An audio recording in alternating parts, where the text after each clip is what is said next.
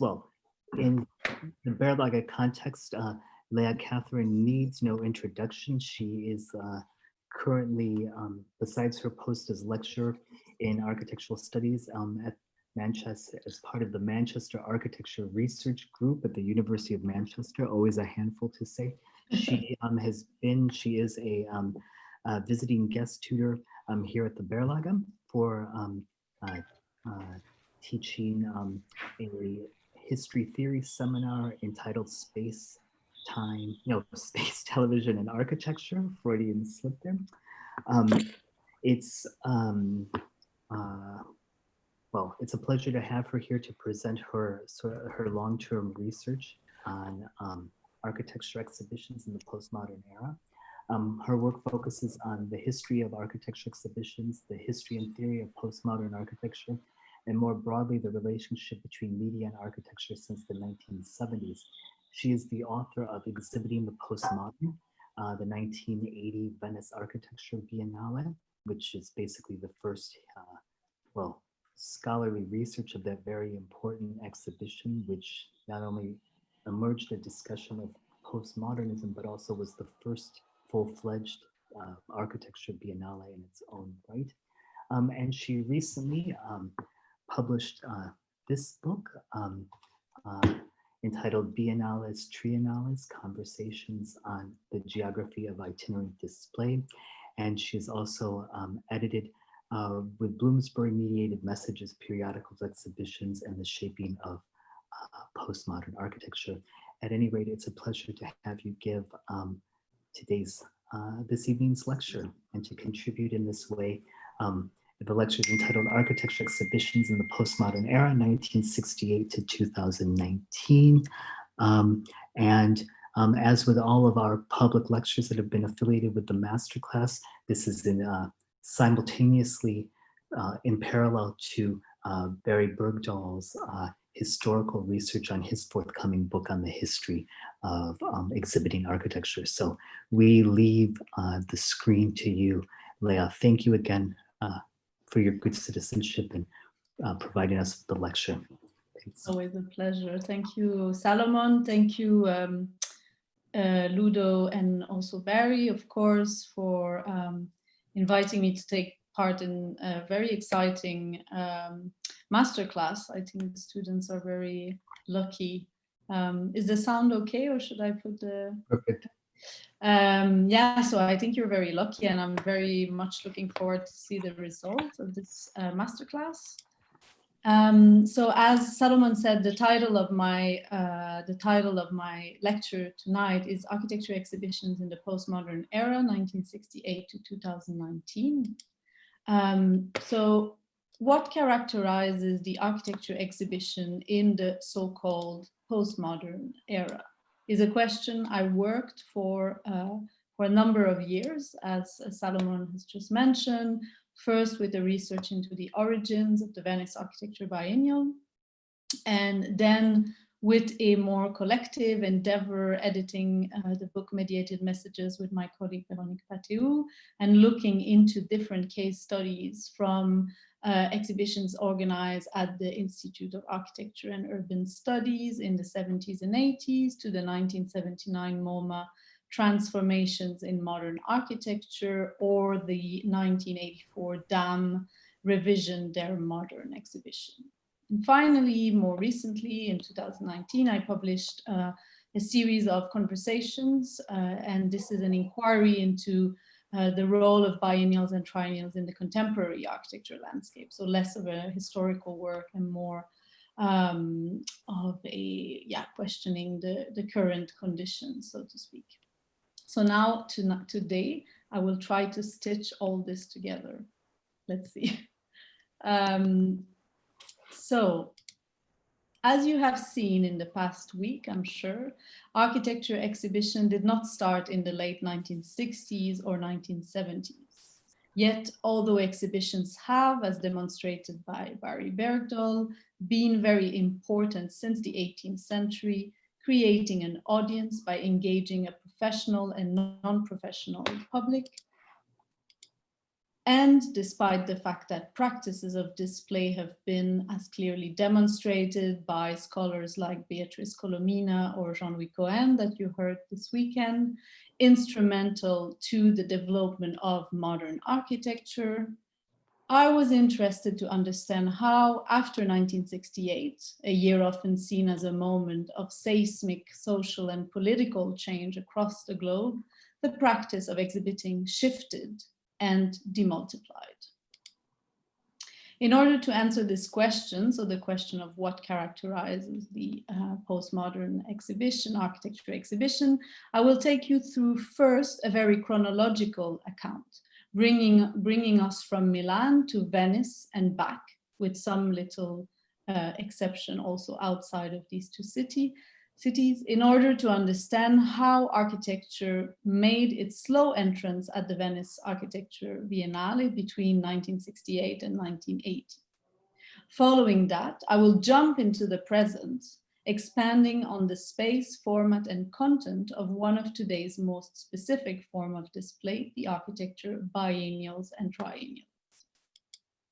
So we start with 1968. It all started with, before talking about the Venice Biennale, we need to, in a way, it's all started with another cultural institution, a cousin, so to speak, of the Venice Biennale, the Triennale di Milano, or Milan Triennale. So here you see on the image is the Palazzo dell'Arte in Parco Sempione in Milan, which is the place where the Triennale is held since the 1930s. So the Milan Triennale, an institution that exists in reality since the early 20s. It started in another city, in the city of Monza, as a Biennale of decorative arts, and then moved to Milan with a frequency of roughly every 3 years. And that's why it's called Triennale, of course.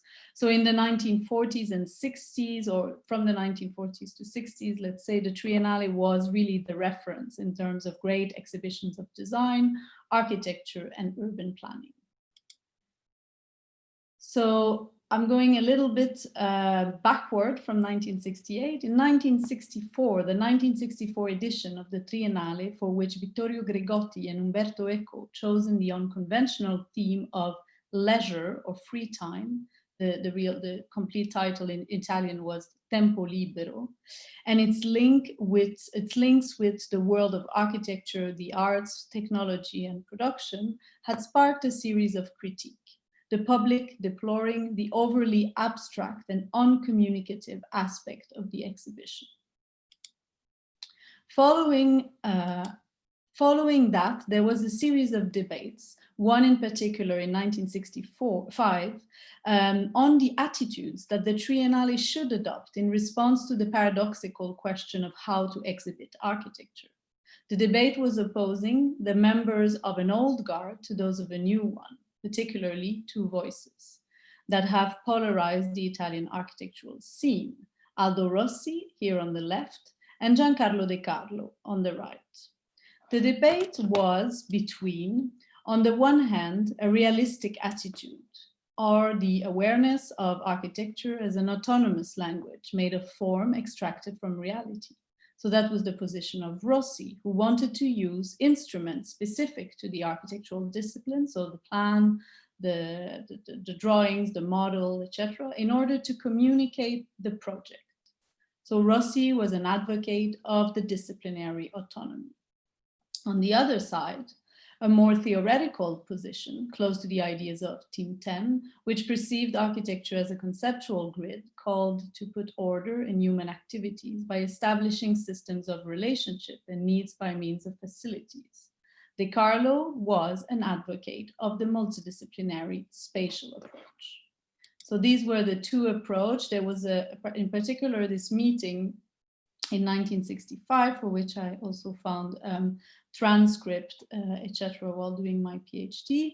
And eventually, the 14th Milan Triennale was due to open on May 30th, 1968, and was curated by Giancarlo Decarlo. So Giancarlo Decarlo kind of won the debate over Rossi decided to leave the organization of the Triennale, but we will see that he will come back later.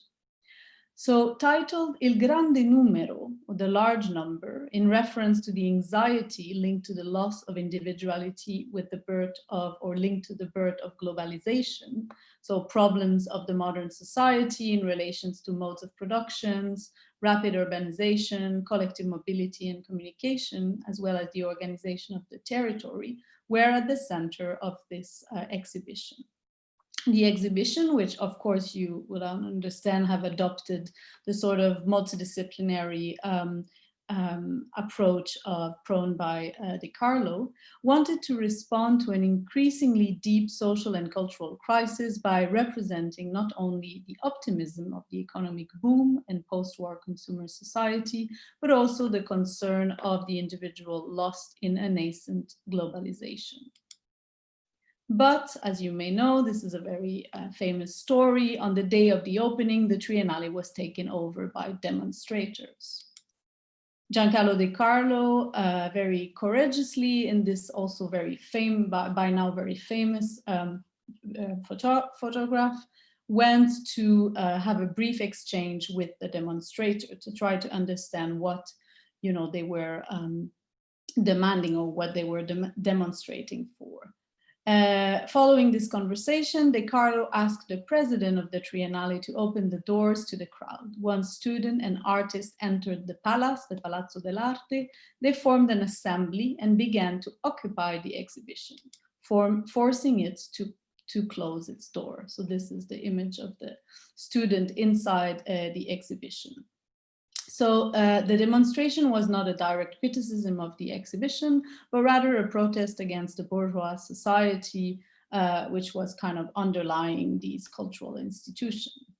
Decarlo also, after his discussion and the whole event, said, "It can be said with bitterness that the need to organize an exhibition on the large numbers has been relentlessly demonstrated by those who destroyed it." And if you're interested to know more about that, Paola Nicolin wrote extensively, wrote a book in Italian, but also some articles in English on the history of this exhibition, where she says that we can study the exhibition not only as a series of events, but also as a project in its own right. So she sees the protest as a project in its own right. And she suggests that the demonstration was an alternative mean of visiting the exhibition and to act upon it. After a few weeks later, the Venice Art Biennale was due to open just, you know, a few hundred kilometers from Milan. And like many other institutions, this one also faced a crisis and was also kind of taken over by demonstrators. So you see here, it's this very nice photo. It says inauguration of the Biennale del Poliziotto, so the Biennale of the police. So the police was present to stop the demonstrator and yeah. So the protest included calls for renewing exhibition practices and the systems of value on which they were founded. And you see here an image in Piazza San Marco to show that the occupation of the exhibition, so the demonstrator occupied the exhibition, but also sparked off a series of protests which used the urban space as a stage for political agency. So now 5 years later, 1973, and we go back to Milan and back to the Triennale. After 5 years of instability, in 1973, the Triennale in Milan will held its 15th edition, so the 15th Triennale. And it was curated by Aldo Rossi, who, as I said before, returned. So each of the two opponents, in a sense, had their chance to do an exhibition. And he comes back with a Triennale with the title Architettura Città, Architecture City. Of course, the discourse of this exhibition being very much linked to his book, L'Architettura della Città, published in 1966, and also on ideas of rational architecture. Here you see Aldo Rossi in the middle, with all the participants to this Triennale, a lot of Italian, a lot of Americans as well. and in front of a painting that he commissioned for this exhibition to his friend, the painter architect Arduino Cantafora, called, in this painting, it's called La Città Analoga, and it's really a representation of this idea of ideas of Rossi around the existence or the importance of the collective, personal and collective memory in the construction of European cities. So the exhibition explored the relationship between project and city. It was, as you see on this image, very conventional type of exhibition, photos, drawings, models, or kind of urban models. And they were projects for cities of Berlin, Rome, Barcelona, Trieste, Venice, Stuttgart, Zurich, and Naples. The exhibition proposed a return to the rational methodology characterized by a deep understanding of architecture's internal building logic, and led to a new understanding of architecture as a discipline that exists both within and against political power. And now if we go back to Venice, so Venice and Milan were both kind of reconstructing themselves after the events of 1968. Here back in Venice, at the Venice Biennale, following the protests of 1968, endless debates were organized, and the big question was whether to reform or to close the Biennale. So the protests were so strong in 68 that some people were actually proposing to just close the institution. There was a lot of in the archive, there's a lot of traces of some of these debates at the time. So what happened after the 1968 protest? So a number of actions were taken to kind of take into account the demand of the demonstrator. So the golden lions were abolished because they were the prize. So the golden lions are the prize that are given at the Biennale, and they were kind of considered too elitist. So the exhibition was considered too elitist, not enough close of in contact with like real people and the population of Venice and the Veneto.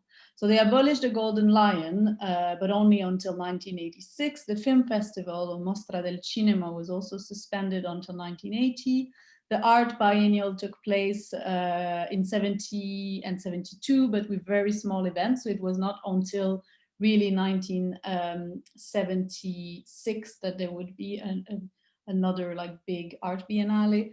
And most importantly, the Biennale sales office was abolished. So there was a sales office where you could buy, so again, a very kind of commercial and elitist aspect of the exhibition. So it was not until 1973, with the adoption of the law number 438, that the institution was able to quietly rebuild its identity and regain credibility. So what happened is that in 1974, I should actually go back, this guy that you see here on the picture in the right corner, Carlo Ripadimeana, was named president of the Biennale.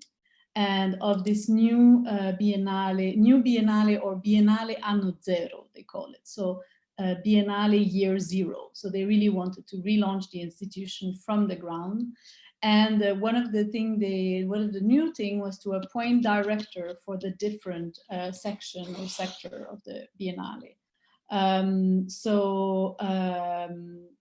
Ripadimeana named a director for cinema, one for theater, and for art. He, and that's what's very interesting for our story, he asked the bald guy that you see here, Vittorio Gregotti, to be the director of the Art Biennale. But Vittorio Gregotti is an architect. He was a very important figure in the kind of Milanese, Milan and Venice, but mostly Milan scene of architecture at the time. He had been on the editorial board and also chief editor of,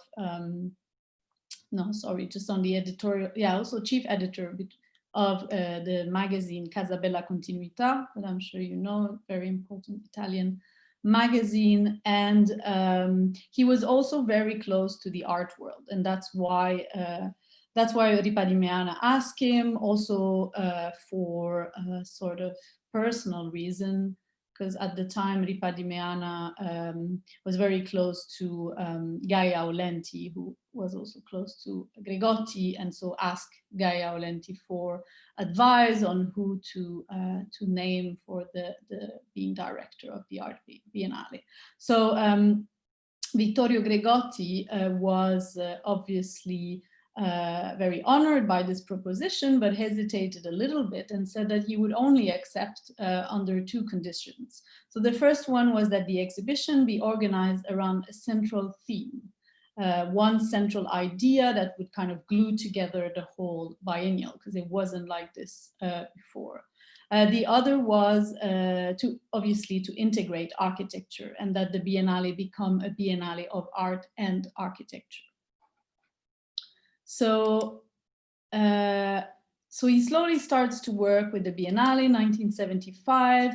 Following the uprisings of '68, there's a series of initiatives. As I said, one of the protests was about the fact that the Biennale was very disconnected from the local population. So a series of initiatives and experiments were undertook in Venice and beyond, bringing the activities of the Biennale as far as everywhere in the city, and also the terraferma, so Mestre, and all the Veneto. There is a series of books that exist that are called annuari, that were done only in those years, that are called the laboratory years of the Biennale, of very intense years of activity.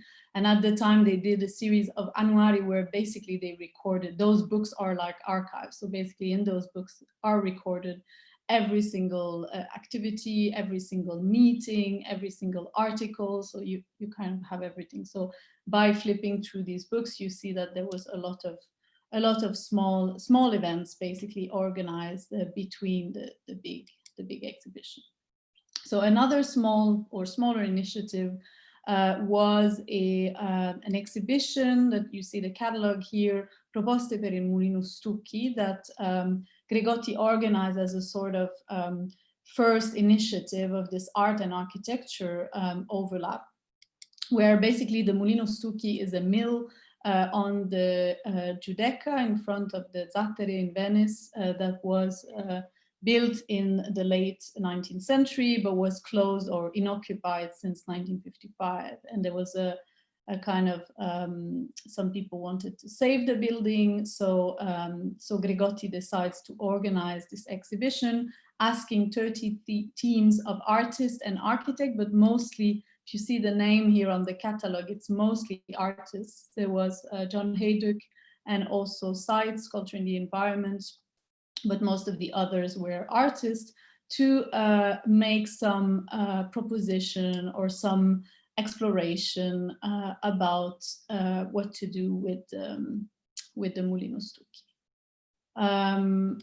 So just to, now I bring you to Paris, just a second, but just to remind you also that, of course, now I'm doing like a history of Italy and of Venice, but post '68 is obviously a period in which all cultural institutions on both sides of the Atlantic were either shaken in their kind of core value or invented from scratch. So I think you had a lecture on the history of the MoMA, so you probably heard everything about the exhibition, 1975 exhibition, The Architecture of the École des Beaux-Arts. I was going to talk about it, but I have too much, so I think you read the text by Felicity Scott, so I think you know everything about it. So you see how, for example, the MoMA was also kind of, re-questioning or reinventing itself. And then in 1977, January 1977, is the opening of the Centre Pompidou in Paris. So here you have an image of the construction, probably in 75, 76. The Centre Pompidou, a postmodern museum, we could say, or in any case, a cultural institution that was completely new and revolutionary in this kind of post-68 era. Now back to the Biennale. Back to Venice. It's nice to travel like this, huh? We're all stuck at home. So 1976, Gregotti organized his first real large-scale exhibition, with obviously a central theme, as it was one of his requirements for accepting the position. So the 37th International Exhibition of Art and Architecture of Venice. Well, in reality, it's the first international exhibition of art and architecture, but the 37th exhibition of art under the theme Ambiente Arte. That could be, I've always translated it by environment art, but just lately I saw someone translating it by ambient art. According to the art historian Vittoria Martini, who's someone who wrote a lot about the Biennale, but more on the, in those same laboratory years, but more from an history of art perspective. So according to her, Ambiente Arte was an active exhibition where the concept of space took on a precise meaning. Space and spectators were the absolute protagonists, she says. So how in the arts, the relationship between the work of art, it was all about how in the art, the relationship between the work of art and its surrounding space was growing. So discussion about this relationship was growing. So in other words, I would say that that year with Grigotti, the Biennale, the Art Biennale was framed by a very architectural topic or theme. Very architectural or spatial ideas. So what Grigotti did, apart from, I'm not going to talk too much about all the art part, but you saw here an image of the Yannis Kounelis installation, but he organizes three small architectural exhibitions.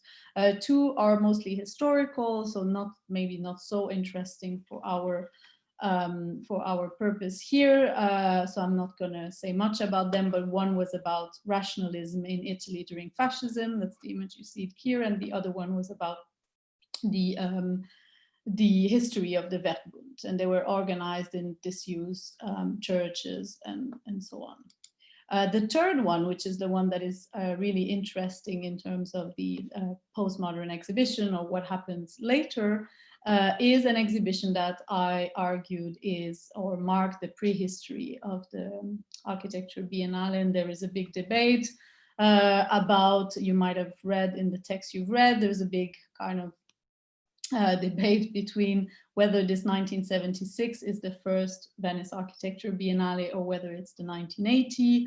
I think that in a sense it's both, but what I normally say is 1976 is the prehistory of the Architecture Biennial, and 1980 is the first. I mean, in terms of numbering, it's the first. So the prehistory of the Architecture Biennale as we know today, with key figures from an international scene that come and either present projects that they have already or produce new work for the exhibition. So Europa America, Centro Storico Europa America, Architetture Urbane Alternative Suburbane, so urban architecture, a suburban alternative, which was then changed in the catalog. So there's another title for the catalog, included 25 contemporary architects, 14 European, 11 Americans, the European chose by Grigotti and the Americans brought by Eisenman and Stern and the Institute of Architecture and Urban Study. So the link with the city was important, and the recovery of the exhibition was held in the building that you see here, the Magazzini del Sale, which are disused salt warehouse on the Zattere, which at the time, a little bit like the Mulino Stucchi, were about to be demolished. So monuments to the economic power and the trading reach of Venice, of course, with the salt, the Magazzini del Sale were the object of desperate preservation battle at the time, following the incredible decision of the city council in 1973 by 46 votes to 1 to knock down the building and make a new swimming pool. So the Biennale decides to organize the exhibition there, and side story, it contributed to save the building. Now the building is used both for temporary exhibition by the Biennale and also with more permanent spaces like the Spazio Vedova for art exhibition. So the Europeans in the exhibition mostly presented ongoing projects. So it was mostly representation of their project. Here is a little exception with Lucien Kroll having a very scenographic sort of display.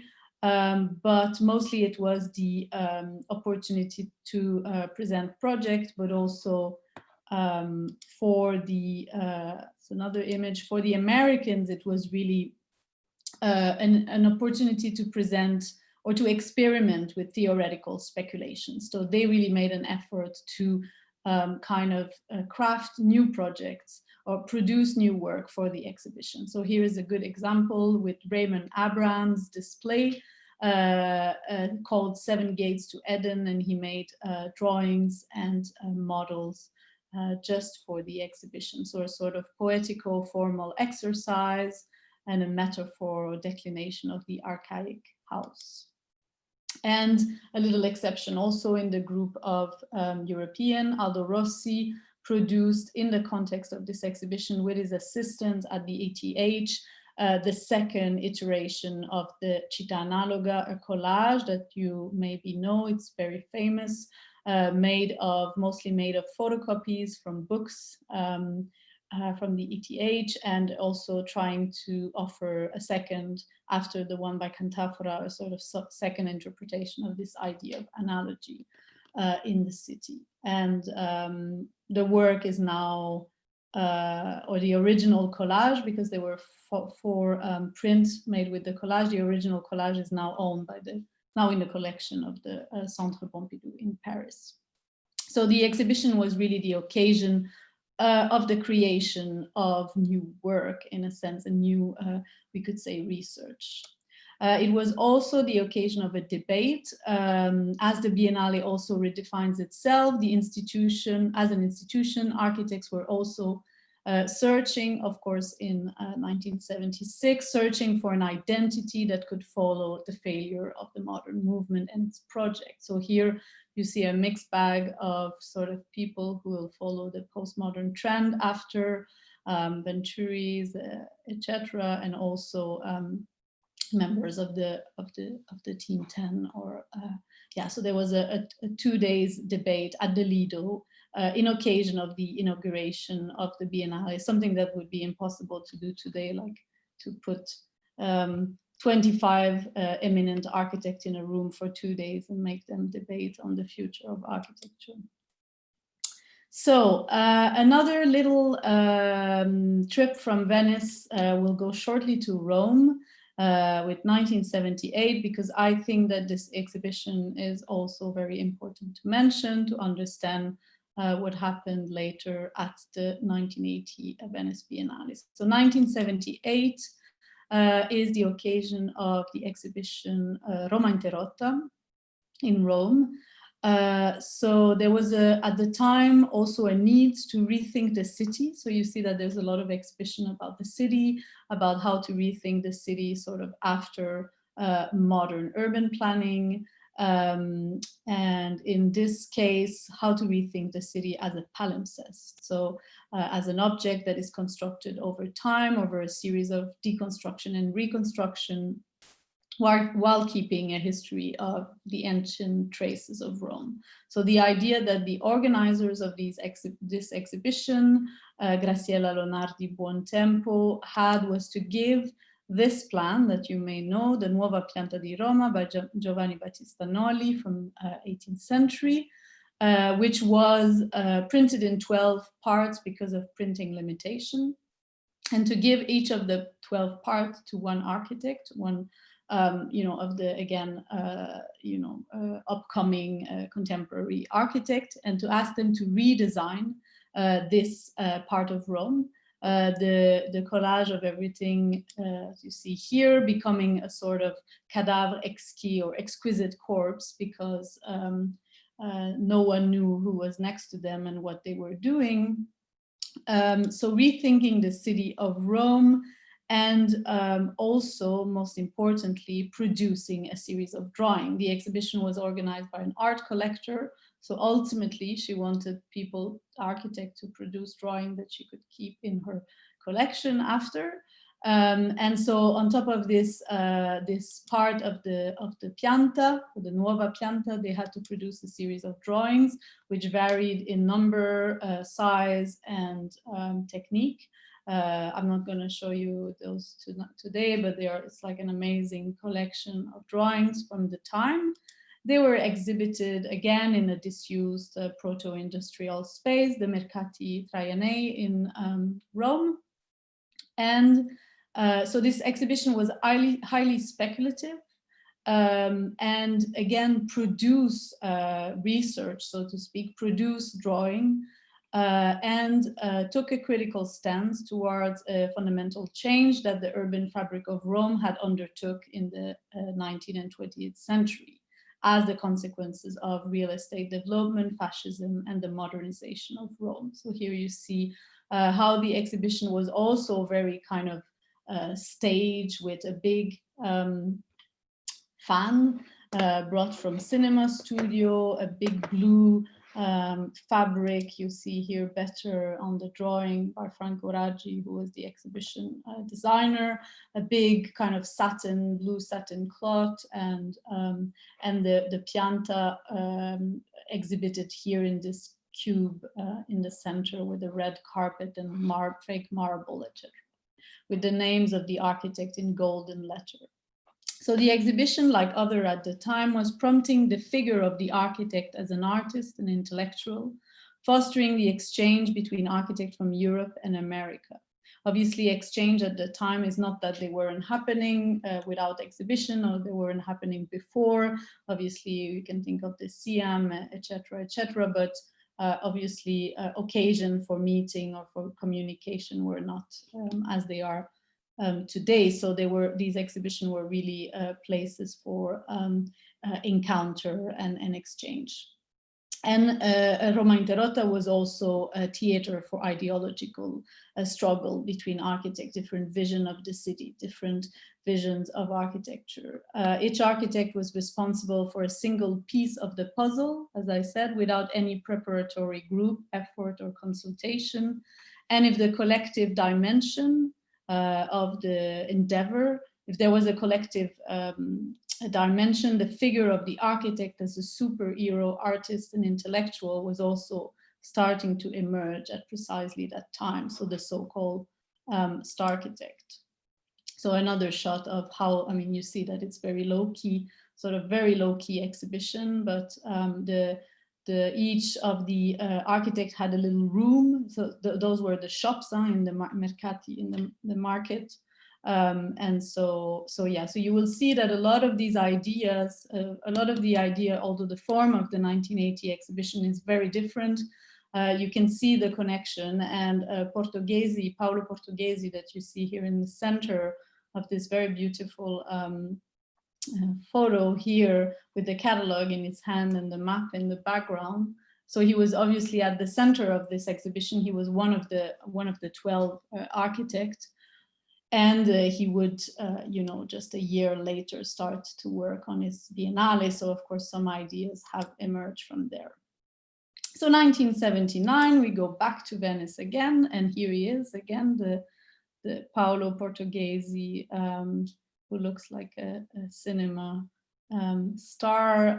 And he was named in 1979. So this Roman architect and also most famous for his historical work on Baroque architecture, was named or was appointed first director of the architecture sector of the Venice Biennale in 1979. The first thing he does before organizing the 1980 exhibition is, in its capacity of director, is to call his friend Aldo Rossi to build the Teatro del Mondo. You might have heard of this or seen images before. This is obviously a very important experiment in the history of architecture in general and in the history of exhibitions, a floating and highly performative wood and steel theater that was built for, so there was this event before the first architecture international exhibition of architecture. There was a joint venture between the theater sector and the architecture sector. So the Teatro initially was built for that. It was a real theater where actor could perform in. So a highly performative wood and still theater acting as both an experiment, a signal, marking the beginning of an era moving towards architecture as event. So here you see the construction. So it was made of these metal tubular structure that were used to make beach cabins in the region, and then covered in wood. It was, I mean, the Teatro del Mondo in a way was exhibiting the project, but not as a simulacra, not as a surrogate of something else. It was the project in itself, which is the project in itself, which is exposed. It is also the city, which is put on display through this sort of allegory. So because the teatro was moving, and it moved from its construction site in Marghera to the Bacino di San Marco, to later all the way to Dubrovnik for a theater festival, and then came back for the 1980 Biennale. So the Teatro del Mondo was, I would argue, a machine to reframe the city of Venice through an act of spectacularization. And all that is left from this is astonishing photos and a few films, but there's one you can see online, by the way. So finally, we arrive at 1980, and I know that you read some text, so you might know a little bit about the exhibition already, but here you see again Paolo Portoghesi in the Strada Novissima during the construction. With, I really like those little models of the facade that were in construction. So what happens when he starts preparing this exhibition is that he said that he didn't want to just produce an exhibition that would represent architecture with, for example, a series of photographs, but he really wanted to put people in contact, put the public in contact with architecture. So that's how he described like the kind of genesis of the exhibition. Then Paolo Portoghesi asked a series of important figures for this kind of emerging postmodern trend at the time. So his longtime friend, the Norwegian historian Christian Norberg Scholz, Kenneth Frampton, that he thought was, let's say, on his side, and later resigned from the organization, Robert Stern, and Vincent Scully, who is not on this picture. And this is a dinner during one of their, they had three organization or preparatory meetings where they discussed the form of the exhibition, but also, and most importantly, who they will invite. And sorry, also, there was also Jenks, Charles Jenks in the group. Then Portoghesi will visit this space that you might know if you've been to the Biennale before. So the Corderie dell'Arsenale in Venice, that was at the time sort of semi-abandoned, owned by the Ministry of Defense and used to store weapons from the war. So by visiting the abandoned space of the rope factories in Venice, he had the idea of creating an interior street. So the exhibition would be an interior street in which he would put the visitors, in which 20 important figures of contemporary architecture would be represented. So he saw this space, asked the permission to the Ministry of Defense, which said that he could have it, but rest assured that it's only for 1 year, and which I saw this in a letter in the archive, which I find really funny since it's been used for 20 years now. And he also had in mind, obviously, this image or this model of the Strada Nuova in Genova. This is the historical Strada Nuova, but the most important street in the city, which is a space of representation where the ruling family have each their own palace, where the facade of the palace really represents the wealth and the importance of the family. So a sort of linear piazza where each family is legitimized and where they amplified and delimit their authority. So this is really an urban and scenographic enclave with central perspective axis that that gave the idea for the Strada Novissima, and obviously the kind of overlap or superimposition of this and this together. So like the historic 16th century model, the Strada Novissima,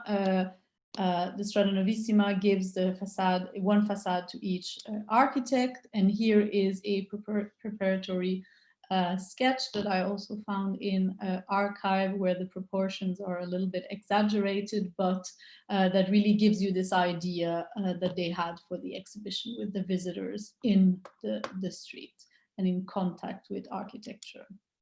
All the participants, so they chose a list of 20, all the participants were given these drawings and these sort of rules. So they had to do, their facade had to be a dwelling, a personal museum, or it was said even a selling space, so a kind of shop front, and behind this facade they each had a space of 42 square meters where they could exhibit. They just had 3 white walls and were free to organize their display in here, but of course it was like a little shop for their work.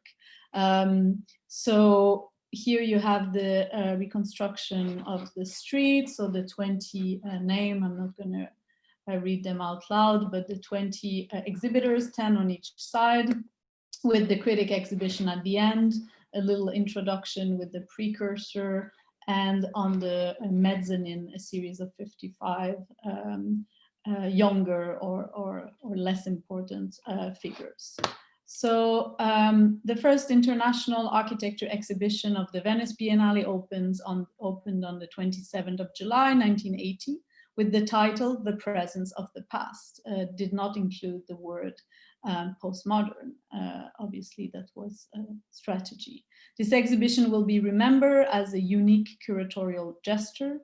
It is in a way the synthesis between Rossi's vision and Decarlo's vision, between projects and installation. And this exhibition is linked to, very strongly linked to the exhibition location and to the container that is the Arsenale. So here I'm going to go very quickly. So these are all the facades photographed at the time.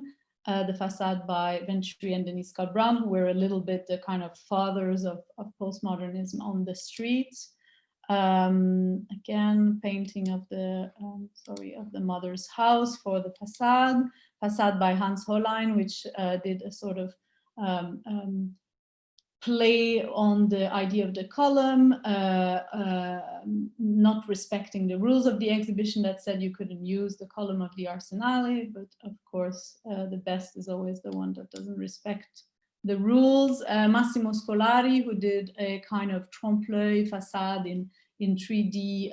Here I really like this photo during the construction, and here you can see his facade is the first, and you see here the street with people in it, which is obviously very different to understand the role. This exhibition was only visited by 40,000, about 40,000 people, or at least that was the number that were counted. Of course, the means or the ways of counting visitors were completely different. So it's hard to compare with today, but today an architecture biennale is seen by like 200,000 visitors at least. So also the strada, or this space, was obviously a reference to the world of theater, and in particular to Vincenzo Scamozzi's Palladio's Teatro Olimpico, and to that was even on the cover of one of the catalog, which was edited in at least 4 versions, 2 in English, 2 or 3 in English, now I don't remember, 1 in French and 1 in Italian, and is obviously, I think that was mentioned in the lecture on Brazil Built last week, but it's how the exhibition still continues to live with a series of very important essays on this idea of the presence of the past. And finally, the exhibition was built by cinema set designer from the cinema studio of Cinecittà in Rome, which were a little bit out of work at the time. There was a drop in production of cinema. So the same people who, or the same studio which built the film of Fellini and so many more, kind of builds this fake belief architecture. And here this image shows it quite well of this street. So that's it for that. Then just to conclude on that, but I think you just had a conversation with the curators of the last Architecture Biennale, but from the year 2000, roughly, the Venice Biennale started to grow and grow more and more each year and have these theme. And to very often the curators are architects, practicing architects. So before the 2000, it was, well, actually, no, sorry. Also after the 2000, there's a few also critics and journalists, etc. But the tendency with the last ones was practicing architect, and so yeah. So you see here an image of this, always kind of the same view of the Arsenale, which is also the view of the Corderie, where the Strada Novissima was. So now I'm going to quickly go to the second part, which is what is happening with this culture of Biennale and Triennale today. So since the first Architecture Biennale in Venice in the late 70s and early 80s, architecture biennials and triennials have multiplied with a clear acceleration in the last few years. Oslo, Rotterdam, Shenzhen, Hong Kong, Lisbon, Moscow, Istanbul, Seoul, Tallinn, etc., etc. Today, architecture biennials and triennials act as new disciplinary agents in architecture. As we know, in the 40 years after the creation of the Architecture Biennale in Venice, the field of architecture has seen a remarkable change in the role played by practices of display. So in this book, as I said, I published a series of conversations or interviews with curators of mostly 2016 or 17 exhibition, and trying to each time tackle a little bit a different topic or angle. There's three kind of lines of inquiry. The first is the institutional nature of these biennials and triennials, so the role that they play in respect to other institutions, or what's the difference between the exhibiting architecture in those institutions as opposed to more conventional museums or exhibitions. So this part I would call format. Then the public and geographic nature of these biennials and triennials, their relation to the host cities. So we know that very often they are initiatives by cities to kind of promote the city and tourism. So I would call this part the space. And the disciplinary nature of the biennials, triennials, so their contribution to knowledge production in and around architecture. In other words, the content. So here is just one of the things I did, and I might, maybe Barry, you also see some mistake. I might have missed something, but just a simple sort of chronology hadn't been done. So this in the book has become a sort of timeline that was done by the graphic designer. So happening at regular intervals, these large-scale exhibitions use architecture, design, and the urban environment more broadly to tackle societal topics ranging from sustainability to our sense of belonging, and from robotization to the power of form. They follow and record economic crisis, city crisis, migration crisis, and they speak of a phenomena closely linked to the world situation rather than just architecture per se. Here is an image of Closer, the 2013 Architecture Triennale in Lisbon. So the word biennial is a word in Italian for every other year, but it now became an almost overpriced term in the early 21st century. It's commonly used to describe large-scale international contemporary exhibition and happening, and it became almost like a label, almost a brand, used and abused by cities around the globe in an attempt to increase their value as cultural capital. Biennials and triennials are linked to the idea of emerging trends. They were invented like big barometers, showing to the world the best production of the last 2 years. and therefore supposed to reveal current trends. But in an age of hyper-communication and growing individualism, biennials and triennials can no longer play such a role. So what is the role of these major exhibitions? So format. So biennials and triennials are a unique platform of its kind. They are not limited, they are exhibitions, but they are not limited to, they are not only exhibitions. They are, of course, also other adjacent platform whose format could be effective in responding quickly and with flexibility to contemporary development in the arts and architecture. So for example, for Sarah Herda in the interview I did with her about the Chicago Architecture Biennial, she said, and I quote, "The interest in the biennial format also stems from an organizational point of view. To think that the biennial is not a single event, but to think of the biennial as an institution for, obviously, here, the city of Chicago."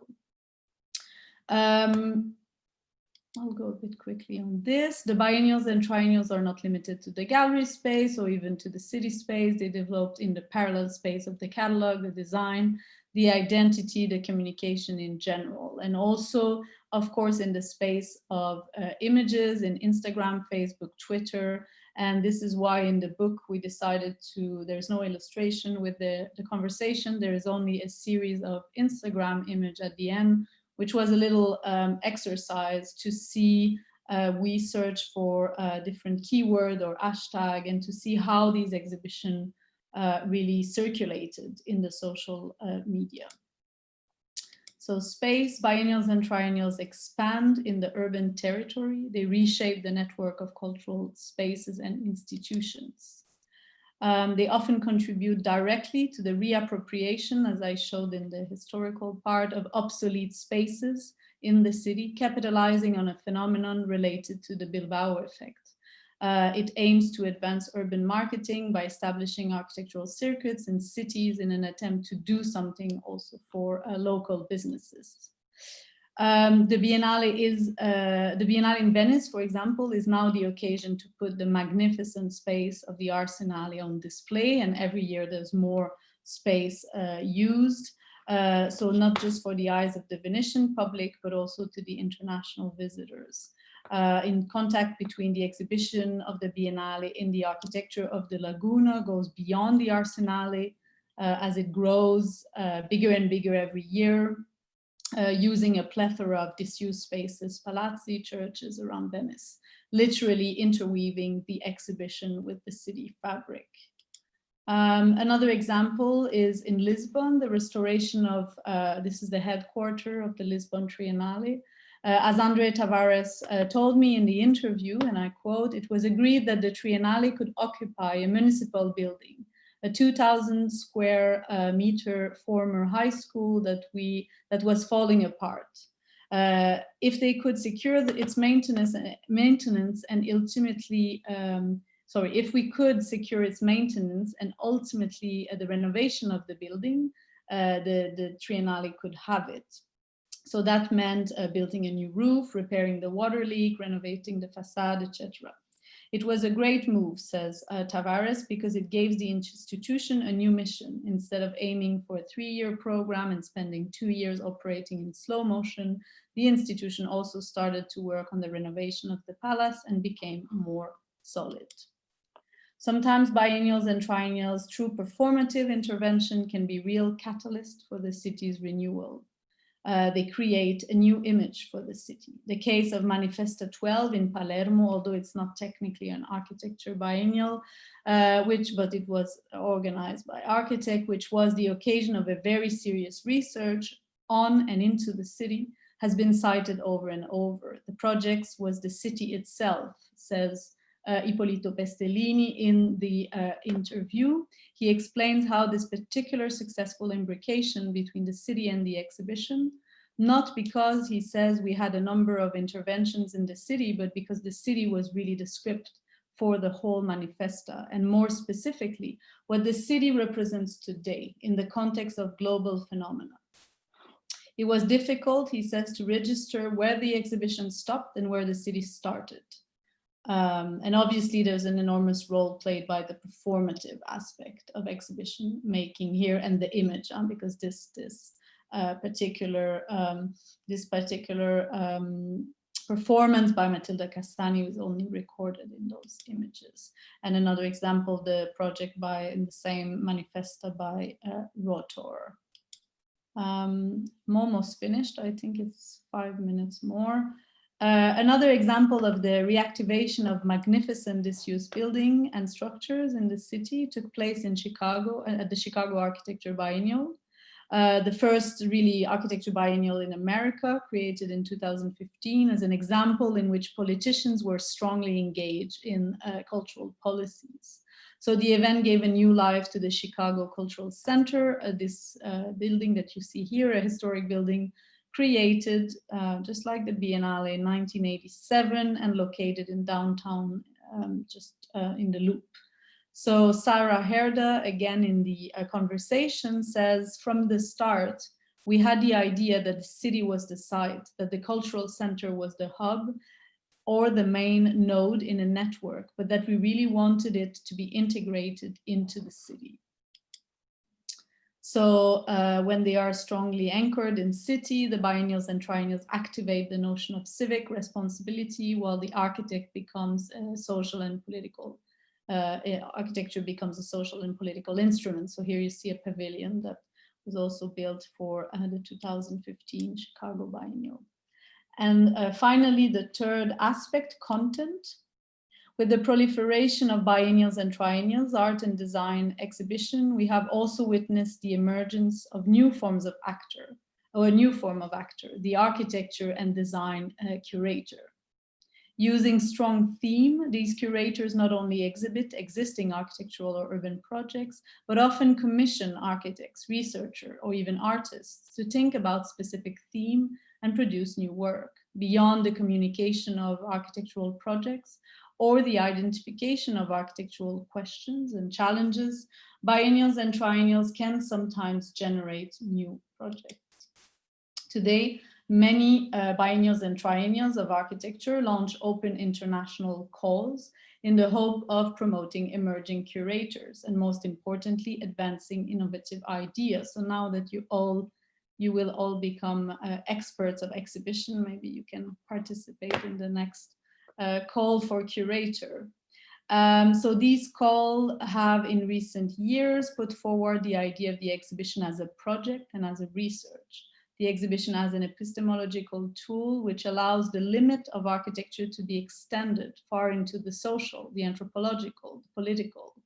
It is the legacy of new important players in education, such as the Center for Research and Architecture at Goldsmith, the Canadian Center for Architecture, or the Critical, Curatorial and Conceptual Practices program at Columbia University. Another beautiful case of, so an example of work that is generated by biennial or triennial is this work by artist Jonas Stahl for the 2016 Oslo Architecture Triennial, After Belonging. So for this exhibition, the After Belonging agency commissioned the conception and design of a new world embassy, a stateless embassy developed by Kurdish communities of the autonomous region of Rojava in northern Syria. And now I quote, the embassy proposed a space in which to discuss the ideals of a stateless democracy. It brought together different groups who were trying not to limit their democratic system and communities to the boundaries of the nation state. Questions of identity, autonomy, diplomacy, and political representation were all tackled by the embassy project and all connected with the struggles and ideas developed by the autonomous region of Rojava. So this was done in the beautiful space of the city hall in Oslo, the Radhuset.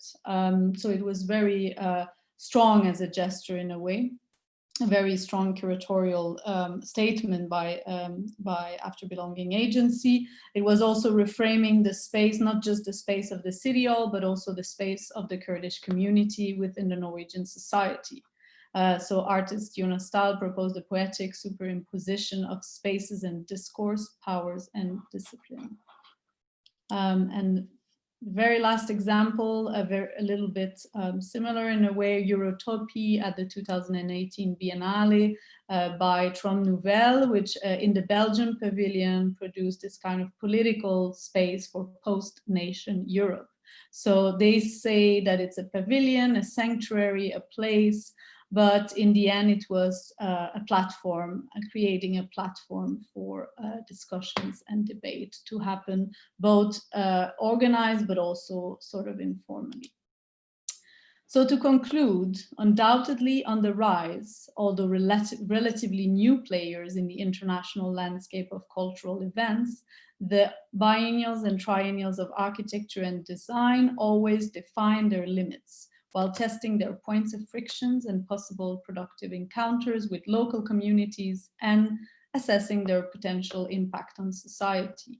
Disciplinary discourse on architecture as well as concrete urban planning. By modifying, or at least by diversifying the current operating mode of architecture, those biennials and triennials, are they simply a space for experimentation, or probably new economic and cultural agents?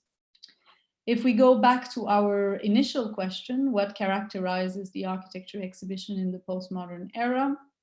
Without offering a definitive answer, we can say that it's a number of things. If it is undeniable that architecture exhibitions have moved always closer to the idea of architecture as image, collectible image that have a value, create a market, and so on. We can also say that exhibiting in the postmodern era have also, as I think you will see tomorrow with Barry Bergdahl with his other lecture on Biennale, culture became always more linked to the idea of architecture as event.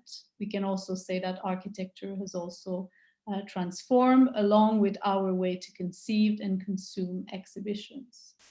But the old debate opposing the young Aldo Rossi and the old Giancarlo Decarlo doesn't really stand anymore in our landscape of architecture exhibitions. As I would like to argue, architecture in the postmodern era transformed into something that is no longer merely presented, represented, or experienced in the space of the gallery, but as something that is created and exists in itself through the act of exhibiting. That's it. Thank you.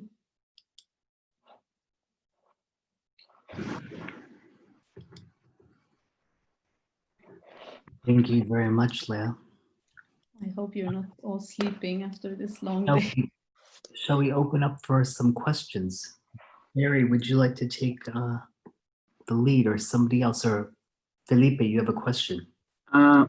Yeah, so I was wondering, I've never been in a Biennale myself, but I see a lot of projects that are very strong, they try to convey a social message or environmental, and it touches all these issues.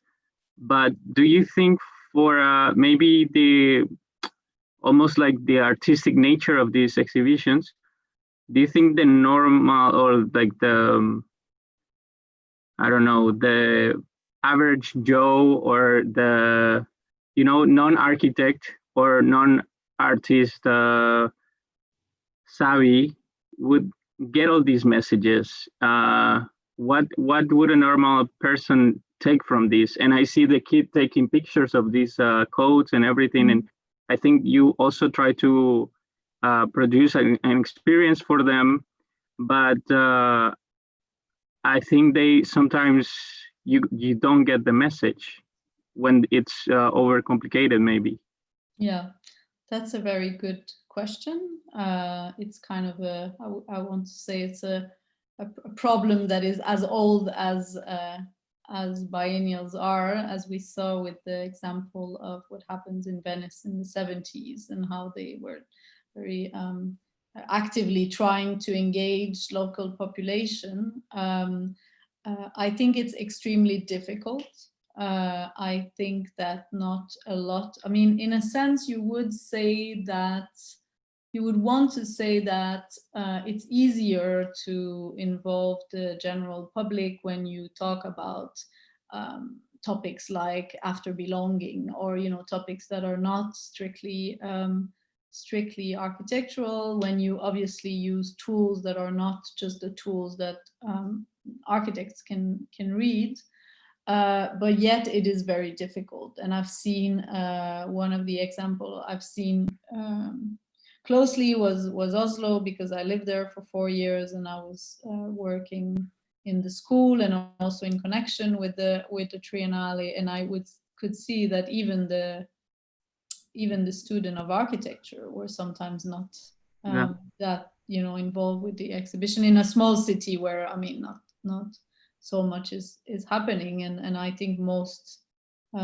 people didn't know that this Triennale was happening, although there was a lot of effort and a lot of energy and a lot of money put into this exhibition. So yeah, I don't have a clear answer, but I think it is a very difficult problem, and I think very often it doesn't reach the general public. And I don't know if I have the answer on how to do that. Maybe Barry has a better idea. But for example, in this After Belonging exhibition, there was a lot of initiative with immigration center, and the example of the embassy I really like, because I do think that this is one of the very few examples where it really touched. There was a lot of people. I think the entire Kurdish community of Oslo was there. I met once, like months after that, a Kurdish person, and just talking like that, she was not an architect and she knew about the event. She was there. So I think that was very successful. Was it because it was in the city hall and it was kind of more public because it was in a space where people do go normally? I don't know. But it is difficult. Another example is the Closer exhibition, the 2013 Triennale in Lisbon was totally organized around this idea.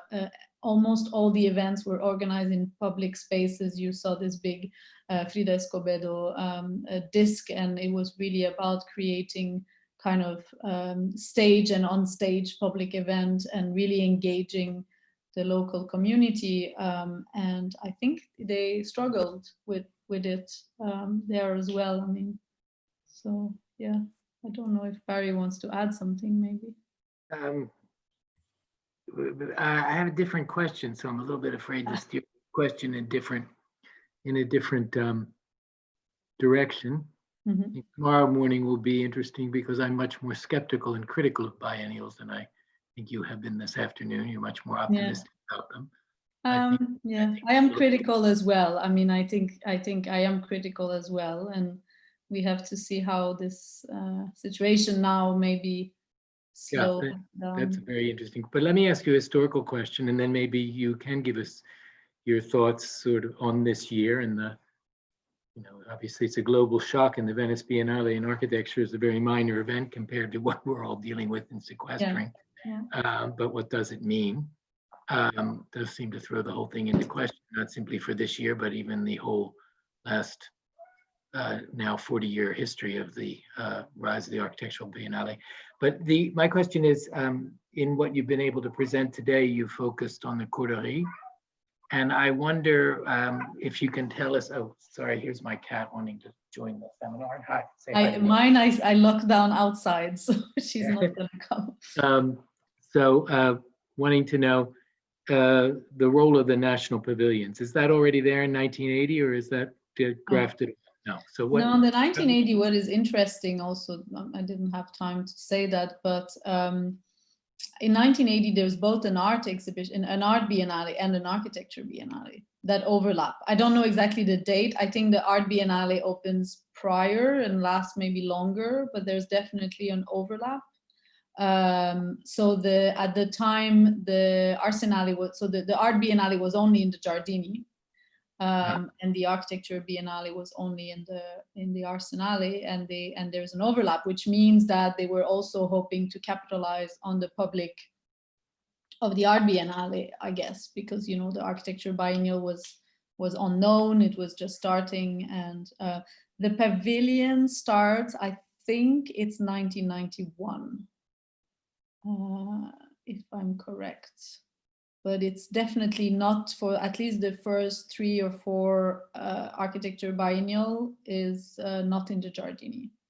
And as you know, most probably there is a very irregular occurrence at the beginning, so there was 1980, then I think there's 1982, so that's kind of okay, but then there's 1985, and then maybe after 85 it's only 91, so it's not every 2 years. I think that every 2 years really happens in 1996, no, because there is no biennale in 98, so maybe it's only in 2000 that this very regular kind of 2 years with the 1 year art, 1 year architecture starts.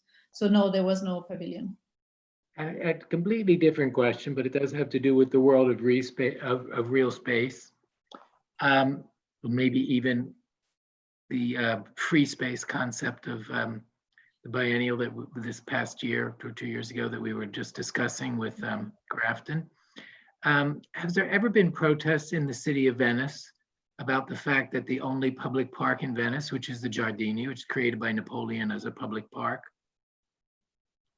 is become a space to which you can only enter if you pay, and is really only open in the nice months of the year as essentially as an expensive museum? Has that ever been protested? I don't know, but what I know is that I don't know if it's still the case, but people of Venice used to go in the Giardini in between the exhibition. Of course, it's not allowed, but I remember when I lived there going for a picnic, finding holes in the fence, and so that's, I think, common practice. I don't know if it's still like this. This was early 2000. But I think I'm pretty sure there were protests. I don't know of any in particular, but if not protests, there is definitely kind of illegal reclaiming of the space, because there are some months, as you say, that are so between the closing of one biennale and the beginning of the others, there's like 6 months. And no, but it's true that it's a very privatized public space. Yeah. I'm sure there are other questions in the class. I didn't properly thank you for all of this, and I've been reading and rereading and read your Columbia book in preparation for today. But this is at the end of a very long day for this class. Yeah, I guess so it's a very long day. If we're not quite as vibrant as we might have been many hours ago, it has no reflection whatsoever on the depth of your research. It was a lot of material as well, but I think Ghent, you have a question? Yeah. Sorry, Ghent? Yep. Yes, thank you for the nice lecture, Leo. I was wondering, I to some extent share the skepticism of Barry about the biennials and triennials, and I wanted to ask, because since you gave this very elaborate history on them, I wanted to ask on this postmodern notions of also multiplication. It seems to me that the biennials and triennials so much that the only feeding loop, so the learning curve, it seems have created an enclosed circle where they only feed back to oneself. For example, as Solomon says, the 2017 Chicago Biennial was all about architecture, and 2019 one was nothing related to architecture, basically. So how do you find this sort of shift from a very bourgeois sort of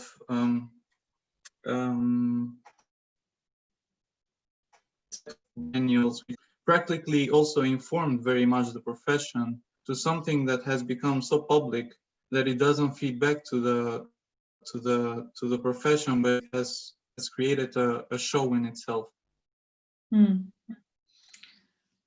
I think that there was a series, like, first of all, I want to say that I realized that there was a last part in my, or at least in the part on the actual biennials and triennials that I took out, which was a slide where I said that this was not to make the apology of so that I was also critical. So I just want to make that clear. And I listed a number of problems. I think one of them is obviously the problem of size and numbers. So this kind of idea now that all the cities want to have an architecture biennial. I think that some architecture biennials or triennials have really pushed very interesting ideas in the discipline and really created kind of discourse, but now it's becoming a number and a numbers of call for curators, and where, you know, at some point there's only so many good ideas that you can put forward, so many themes. So I think there's a problem in the Biennale becoming, and the Venice Biennale becoming, you know, larger and larger and larger, and it's impossible to like see everything. So that's also something I would criticize. There's also, I'm a little bit, you know, outside of your question, but there's also a sort of economic critique, which is that most people and people who have either curated or worked on these biennials and triennials know that you know, you're not paid. I mean, sometimes people even put their own money to be in this show, so to speak. When I took part in I was invited to the 2014 biennial, and we were giving 5,000 euros to do an installation, which is almost impossible unless you want to do it entirely of, I don't know, cardboard. So, you know, you have to kind of find your own, you know, oh, great, you're invited to the Biennale, but you have to then start finding your own money. So there is a kind of something that I'm critical of there as well, this kind of economy of biennials and triennials that is kind of spinning also in a dangerous position, I think. And then also, yeah, but I don't think that doesn't really answer your question, but or does it? Yeah, I mean, to some extent, I'm looking for really, I just wanted to hear your comments on the process, and because also to reflect on today's situation with the coronavirus and the ambivalent situation with the Venice Biennale. Yeah. Whereas, you know, Bruno Latour in his book, We Have Never Been Modern, he states that we have to slow down in order to reorient ourselves, and it seems like this virus has provided the motion to slow down. And I think perhaps even the biennials and triennials need to reflect that, to absorb something before splashing it out, because it has become too much of a thing. Yeah, I agree. We released a book in 2019 because there was, in the fall of 2019, there was an impossible kind of coincidence of, and I had a slide with this, but it was kind of Oslo, let me see, it was like Oslo, Lisbon, Orléans, Chicago, Sao Paulo, and Sharjah and Seoul were all in the span of like 3 months, you know. So someone even who's an expert cannot go to all these things. It's absolutely crazy. And yeah, I totally agree. I mean, Latour also wrote this article, or I actually heard him on the radio, but I think it's the same, at the beginning of the crisis, where he was saying basically nothing has changed. You know, we were in this situation in January already. We were in this terrible situation. But if you had said to everybody, so if we take the analogy here, if you had said in January, to all the architects, I'm sorry, but you're not going to go to the Venice Biennale this year. You know, everybody would have said, no, it's impossible. Like, I really have to go. I can't miss that, you know. And now I was just talking to a friend yesterday in Princeton who is also working on a bit on exhibition, and is the kind of usual person you would expect, you know, to be at the Biennale. And he was telling me if they go on and do this Biennale in August, he was telling me, I'm not going to go because I realized that I don't need to be there. You know, normally I would think, well, I need to go, but in reality, I don't. You know, he's not exhibiting, he's not, so he doesn't really need to be there. So yeah, basically Latour was saying that that of course stopping all the airplane would have seemed like an impossible idea in January, but yet we're here and it is possible. So yeah, we should probably, I mean, yeah, it's totally unsustainable.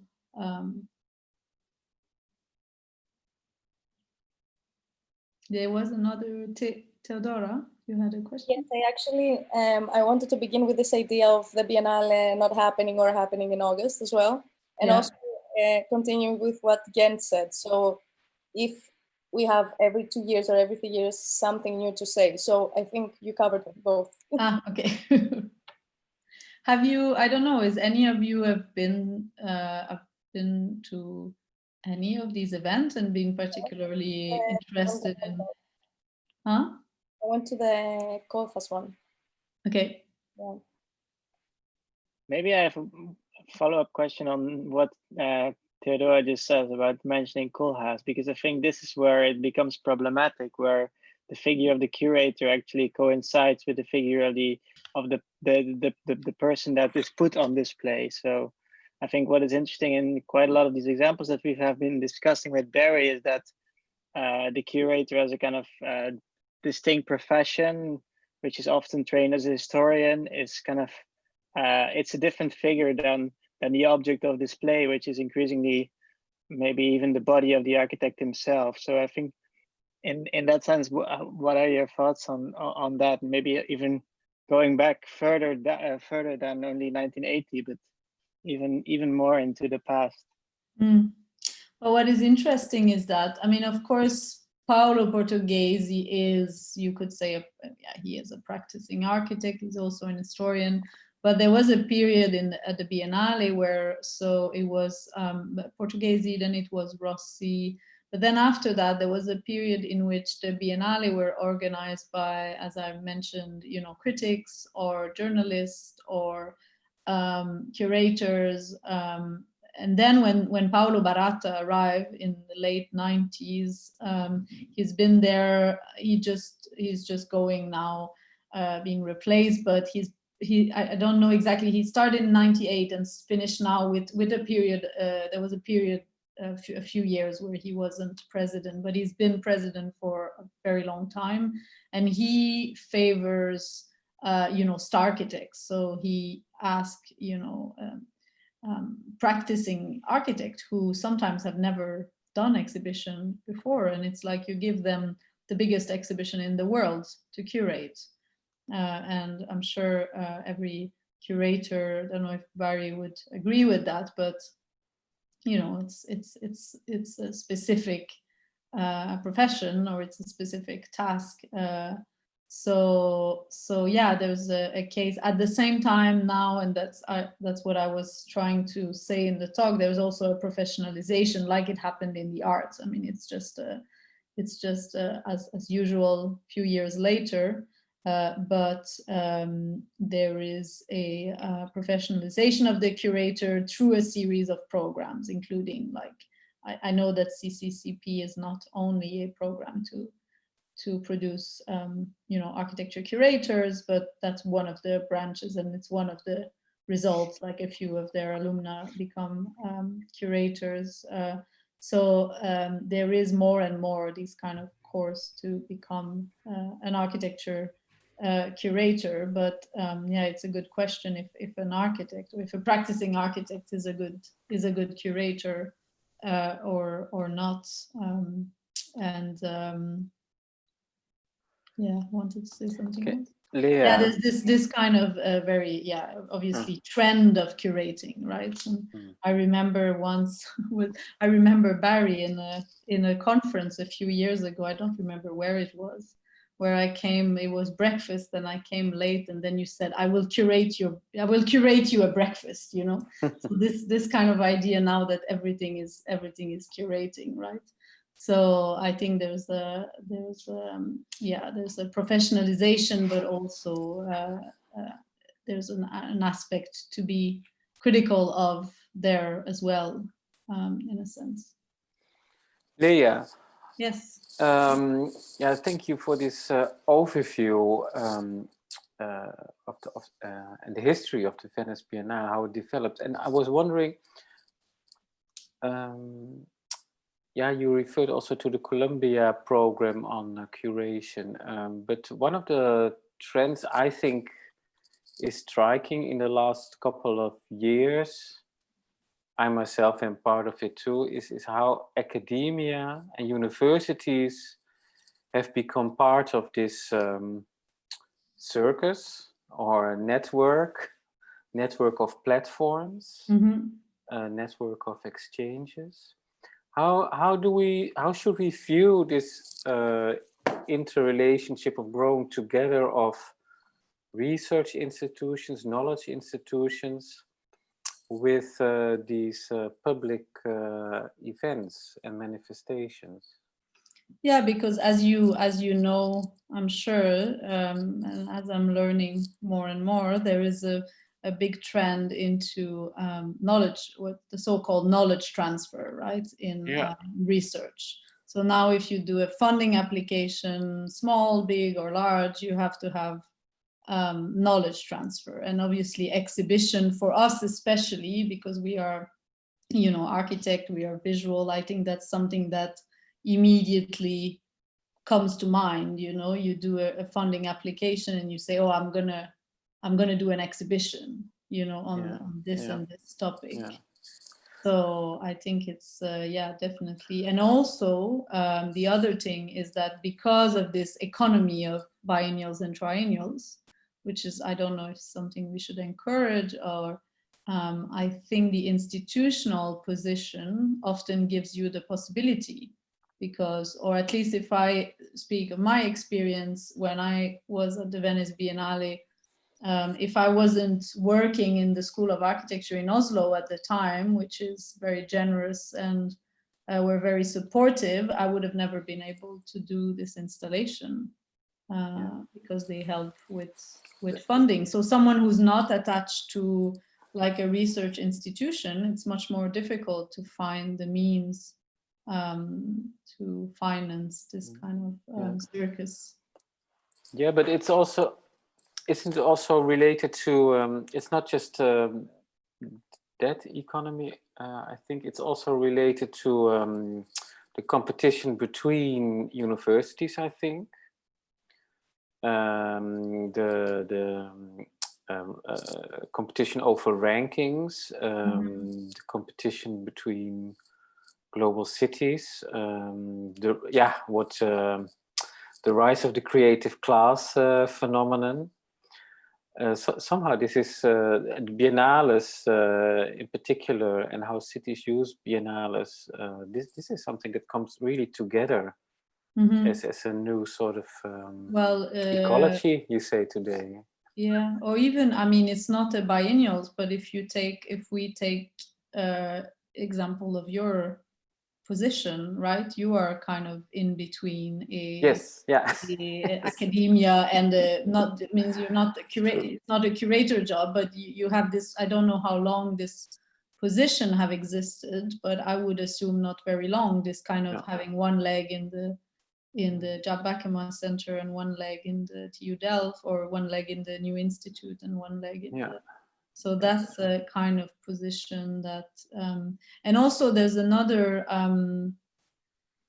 side to this, or another kind of link between academia and those, and maybe more on the positive side. When I worked in the school in Oslo, one of the things I did was that I really wanted to connect better the school with the Triennale.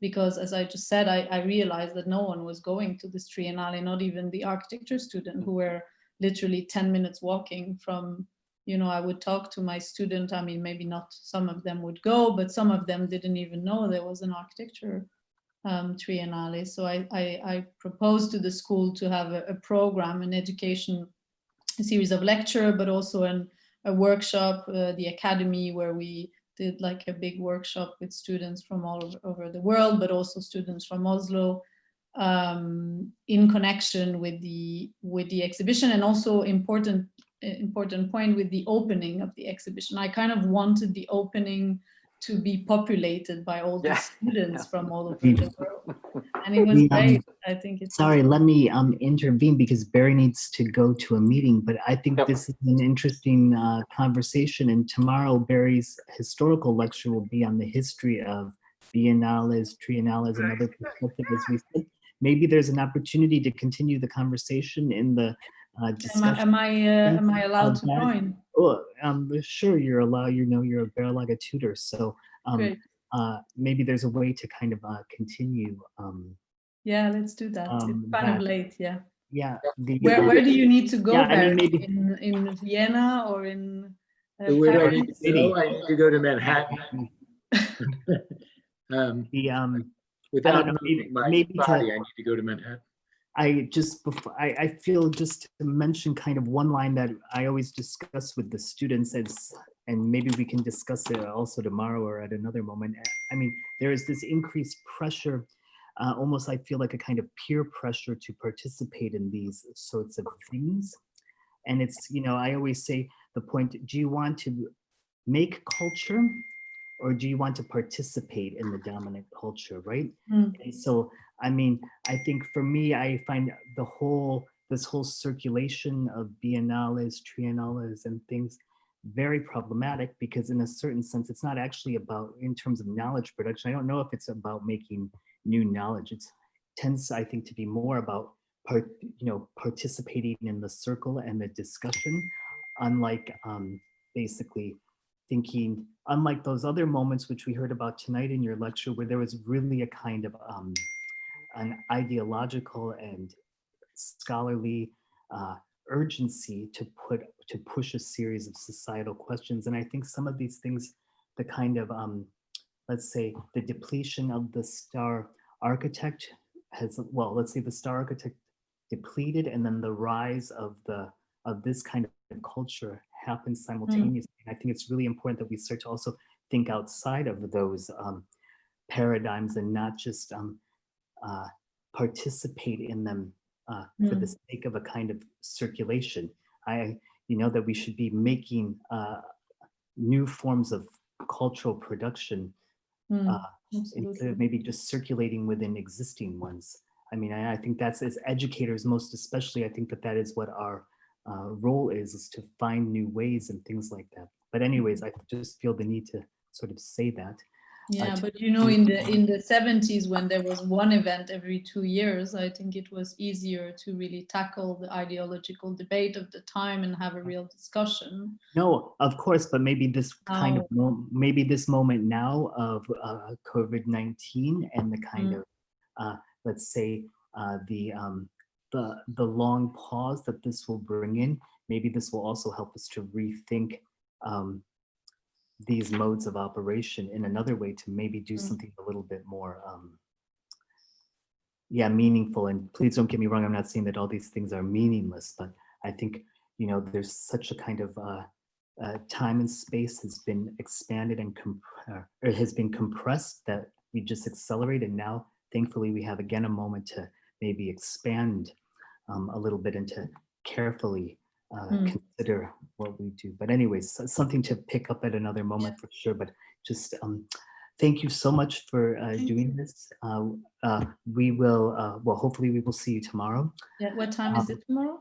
I think it's what time is it tomorrow? You're talking 1 p.m. Yeah, I have the 12 o'clock your time. We're all in. It's going to be very haphazard because I'm going to edit out a great deal because you've covered it much better than I can. So I'm going to give you a little bit an anthology of bits and pieces. I think what I'm going to do is something I didn't think I'd have time to do, because I'm going to talk about something I mentioned briefly, a unpublished essay I wrote on failure. When is an exhibition a failure? Mm-hmm.